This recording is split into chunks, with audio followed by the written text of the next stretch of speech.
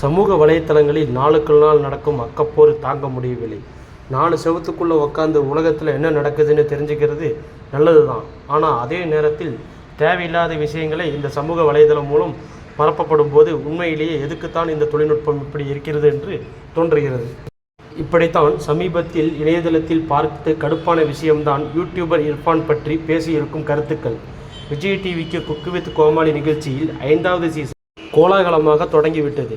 ஒரு பக்கம் மாதப்பட்டி ரங்கராஜ் மீது அதிக எதிர்பார்ப்பு இருந்தாலும் வெங்கடேஷ் பட் இல்லாதது கொஞ்சம் கடுப்புத்தான்.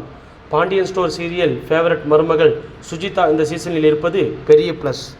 அதே போன்று விடிவி கணேஷ், ஸ்ரீகாந்த், தேவா, பிரியங்கா தேஷ்பாண்டே, பூஜா என எல்லா போட்டியாளர்களுக்கும் மக்களால் அதிகம் விரும்பப்படுபவர்கள்தான். இந்த சீசனில் உணவகங்களில் சமைக்கப்படும் உணவுகளை ரிவ்யூ செய்யும் யூடியூபர் இர்ஃபான் கூட பங்கேற்க இருக்கிறார். இர்ஃபான் நிறைய உணவகங்களுக்கு சென்று அங்கு சமைக்கப்படும் உணவுகளை சாப்பிட்டு விட்டு மக்களுக்கு விமர்சனங்களை கொடுத்திருக்கிறார். இவரால் சந்து பொந்துகளில் இருக்கும் கையேந்தி பவன்கள் கூட ஃபேமஸ் ஆனது.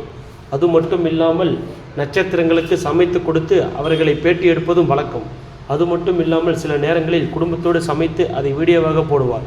நேற்றைய தினம் இர்ஃபான் குக் வித் கோமாளி 5 ஒளிபரப்பப்பட்டு பிறகு தனக்கு வந்த கமெண்ட்ரை பற்றி ஒரு வீடியோ போட்டிருக்கிறார். அதில் அவர் இருப்பதால் இனி குக் வித் கோமாளி பார்க்க மாட்டோம் என சிலர் கமெண்ட் செய்திருக்கிறார்கள். அந்த கமெண்டில் இறுதியில் ஜெய் ஸ்ரீராம் என பதிவிட்டிருப்பது தான் நெருடலாக இருக்கிறது. இர்ஃபான் தனக்கு வந்த கமெண்ட்களை அந்த வீடியோவில் பகிர்ந்திருந்தார். அதில் குறிப்பிட்ட மதத்தை பற்றியும் கசப்பான கருத்துக்களை பதிவிட்டு இருக்கின்றனர். இது போன்ற ஒரு சமையல் நிகழ்ச்சியில் தேவையில்லாத கசப்பான உணர்வுகளை புகுத்துவது என்பது ரொம்பவே தவறான விஷயம்.